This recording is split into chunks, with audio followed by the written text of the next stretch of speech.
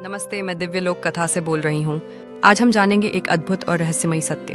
ये कथा सिर्फ कहानी नहीं बल्कि आस्था, शक्ति और ज्ञान का प्रतीक है। अंत तक जुड़े रहिए, क्योंकि ऐसा रहस्य आपने पहले कभी नहीं सुना होगा। अगर आप भी सनातन धर्म की गहराई में डूबना चाहते हैं तो हमारे चैनल दिव्य लोक कथा को अभी सब्सक्राइब कीजिए। हर दिन एक नई कथा, एक नया रहस्य, सिर्फ आपके लिए। नमस्कार। आज हम एक बहुत ही दिलचस्प विषय की गहराई में जा रहे हैं, नाग पंचमी। एक सवाल जो अक्सर उठता है वो ये कि नाग देवता को दूध क्यों चढ़ाया जाता है? क्या ये बस एक रस्म है जो चली आ रही है?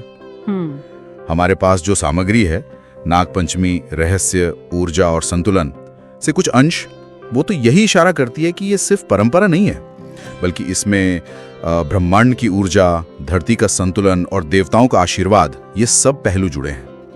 तो चलिए देखते हैं क्या है ये सब। बिल्कुल। और ये विषय ना सिर्फ रीति रिवाजों तक सीमित नहीं है। ये हमें प्रकृति, हमारे अंदर जो डर होता है वो, और हमारी आध्यात्मिकता, इनके बीच के जो कह सकते हैं जटिल रिश्ते हैं, उनको समझने का एक बहुत अच्छा मौका देता है। जैसा कि इस सामग्री में भी है, इसकी जड़ें तो समुद्र मंथन जितनी पुरानी बताई गई हैं। हाँ, समुद्र मंथन, सही कहा।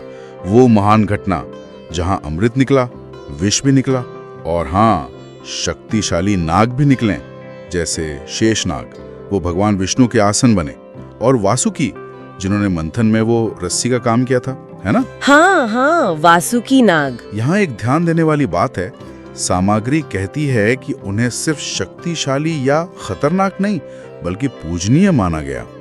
मतलब उनके फुफकार में भी चेतना और आंखों में ब्रह्मांड की झलक। ऐसी बातें हैं, ये आम सोच से थोड़ा अलग है ना? बिल्कुल। और यही तो सबसे महत्वपूर्ण पहलू है कि नागों को जहाँ एक तरफ डर का प्रतीक माना जाता है, वहीं दूसरी तरफ दिव्यता से भी जोड़ा गया है।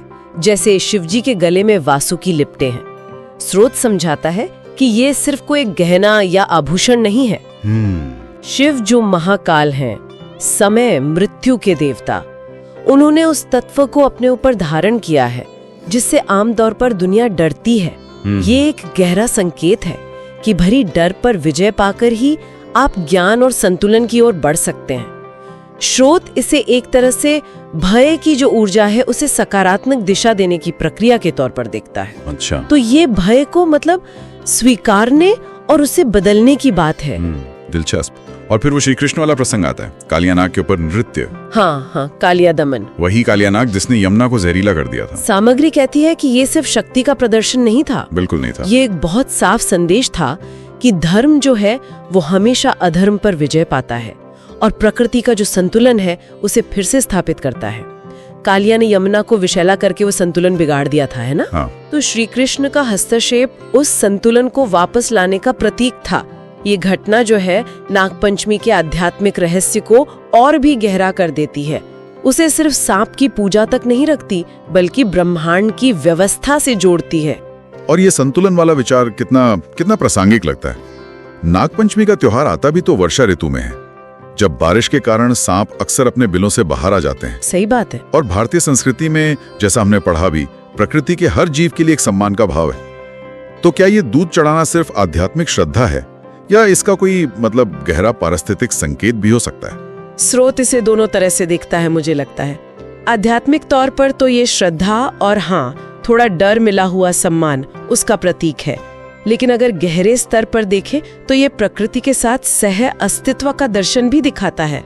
सह अस्तित्व? हाँ, ये उस समय की याद दिलाता है जब इंसान प्रकृति के चक्रों से ज्यादा जुड़ा हुआ था। दूध चढ़ाना इस नजरिए से उस शक्ति को शांत करने और सम्मान देने का एक तरीका हो सकता है जिससे हम थोड़ा डरते हैं बजाय उसे नष्ट करने के।